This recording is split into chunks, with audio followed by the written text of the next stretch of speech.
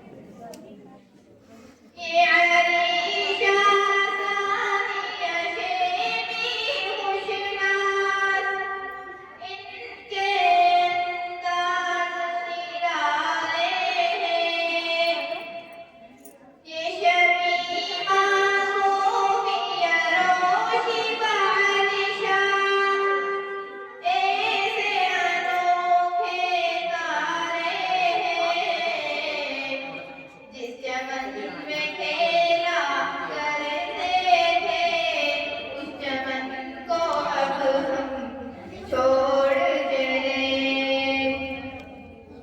दिल अफसुरदा, खत अफसुरदा, हम बज़्म को अपनी छोड़ चले। इस जामिया का हर एक हिस्सा अनमोल है, सबको छोड़ने का गम है, सबको छोड़ने का गम हमको सता रहा है। इनके हवाले कुछ कहती हूँ, खुसूसन हज़रत मौलाना मोहम्मद तैयब साहब कासमी, जिन्होंने इस दर्जे आलिमियत के अंदर उर्दू और आलिमा का जो लक़ब हमारे आगे लगा है, उसको लगाने में सीढ़ियाँ हमवार की है। जिनके पास हमने बुखारी शरीफ पढ़ी है, यानी हज़रत मौलाना मोहम्मद इकराम साहब रशीदी, उनके मैं खास करती हूँ।